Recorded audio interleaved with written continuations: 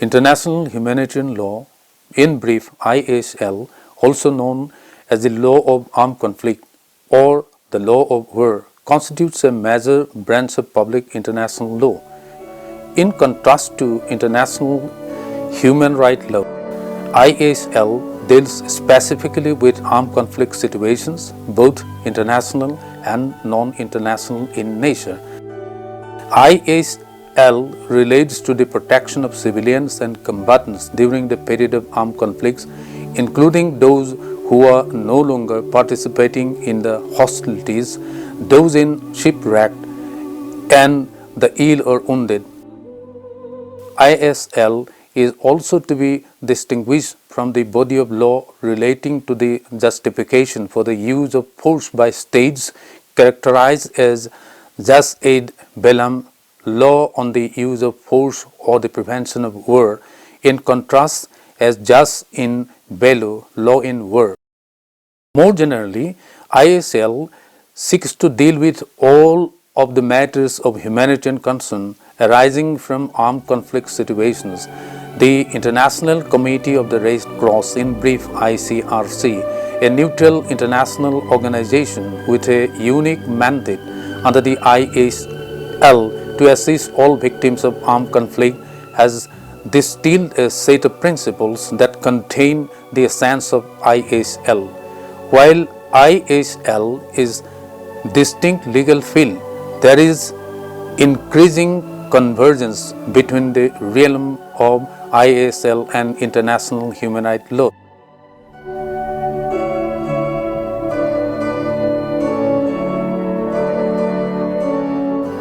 While the earliest origins of the codes of conduct governing armed conflict are distant and impossible to trace, what has come to be known as international humanitarian law has ancient historical precursors.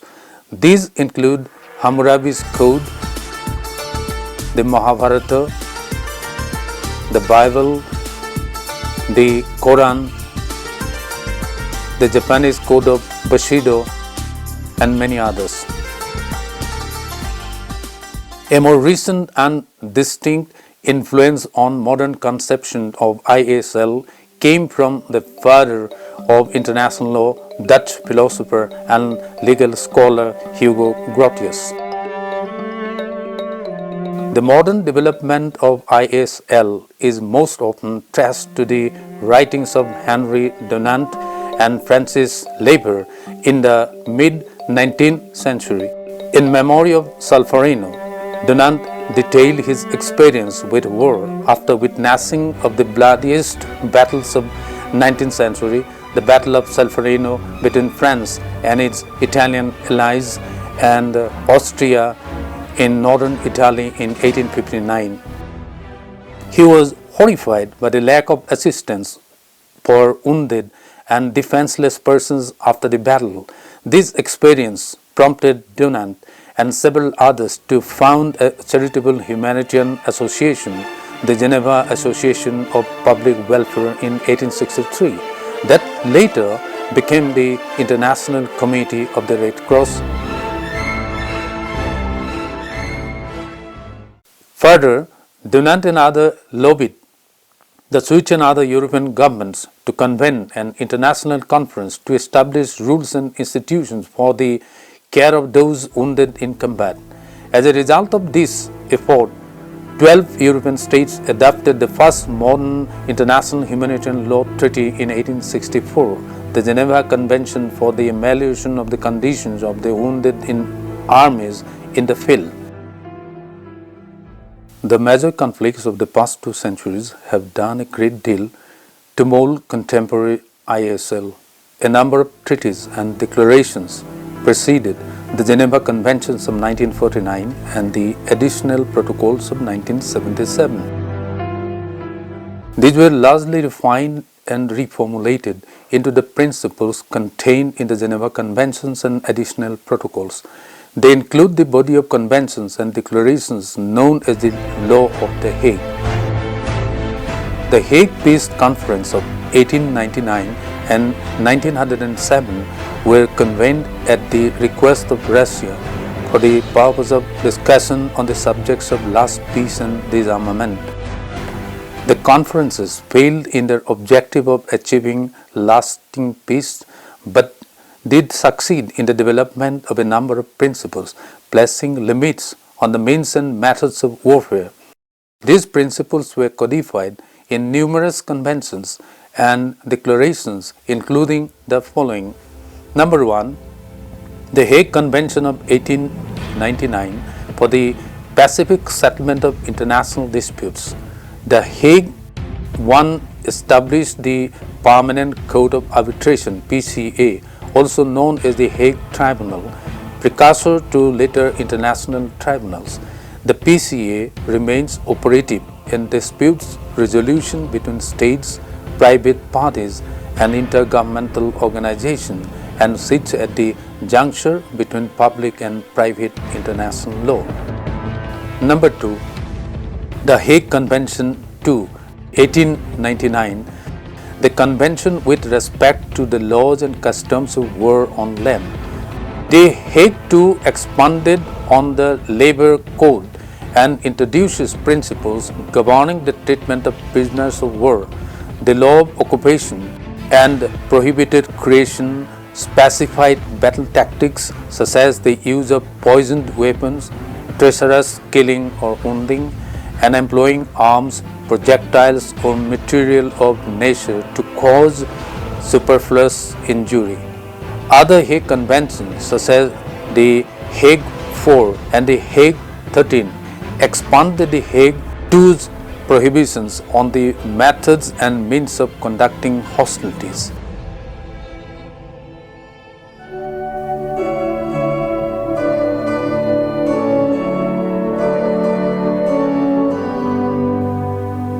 Sources of international humanitarian law. The core principles of ISL are now expressed in the 1949 Geneva Conventions and the 1977 additional protocols. Collectively, these documents comprise the fundamental rules of the ISL and are supplemented in specific situations by additional treaty laws such as conventions prohibiting the use of specific weapons, as well as principles of customary international humanitarian law. Enforcement of ISL. The problem, however, is of ensuring compliance of ISL. The tendency to commit breach of the basic rules of international humanitarian law is justified in the name of military necessity and such other consideration as ethnic cleansing, which was evident recently in Kosovo. Firstly, the obligation to honor and to ensure respect for humanitarian law is placed by Article 1, common to the 4 Geneva Conventions, which reads as, the high contracting parties undertake to respect and to ensure respect for the present convention in all circumstances. It may also be noted that the obligation to respect and to ensure respect in all circumstances. In other words, the state parties have no escape or excuse to allow themselves a concession from fulfilling the obligation. Further, it also means that even the parties that are not involved directly in an ongoing armed conflict must make such effort and take steps to ensure that the provisions of the Geneva Conventions are respected by the parties to the ongoing conflicts. To put it differently, the obligations are such that even non-parties to an armed conflict are given a proactive role in this regard. A logical expansion of this is that the whole of the international community, that is, the 188 nations who have ratified, are responsible for ensuring respect for the Geneva Conventions. Thus, it would seem that there is a universal collective obligation to ensure respect for the conventions. It also means that a state's armed forces respect and abide by the rules of ISL not only in their own territories but also do so even when fighting abroad. That is why the United Nations peacekeeping and other forces have undertaken to respect the rules. There is a perceptible development in this regard in recent times. The establishment by the UN Security Council of the International Criminal Tribunal for the former Yugoslavia, ICTY, and Rwanda is certainly a development with regard to collective willingness to ensure respect for international humanitarian law. The ICTY, in a path-breaking judgment in the case of Prosecutor versus Tadic in July 1999, has emphasized the importance of respect for international humanitarian law by a state armed force fighting abroad. This case also seems to establish a precedent that in the event of violation of international humanitarian law, it doesn't matter whether the armed conflict is international or non-international for the purpose of jurisdiction. It may be suggested that the need to respect and to ensure respect arises out of the obligation under the Martin Clause. The Martin's Clause, while indicating a common law base, provides legal protection to civilians and combatants. Martin's Clause is not only an inexhaustible reservoir of legal obligation, but also an important instrument of interpretation. This is in conformity with the common law rule that in the absence of legislation, the courts are to decide in accordance with the principles of justice, equity, and good conscience.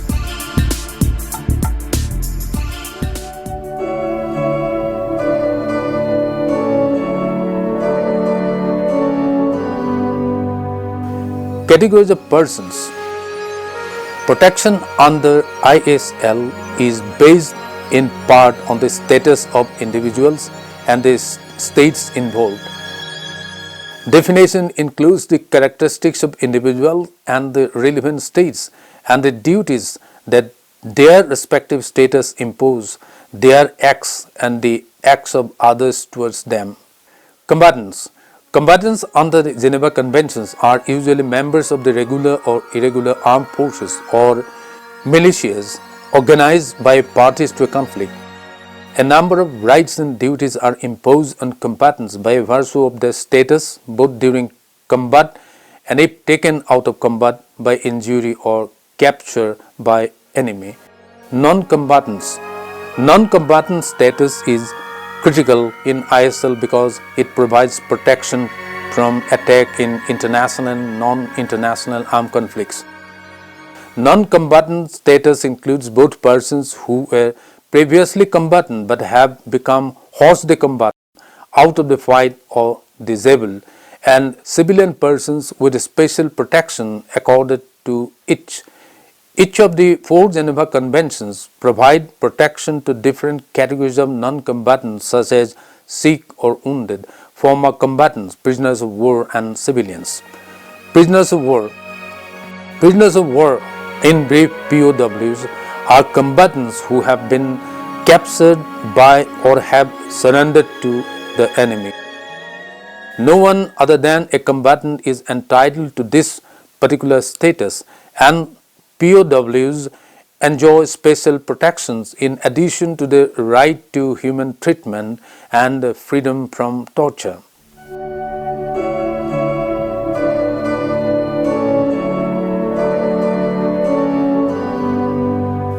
Promoting humanitarian law is an arduous task.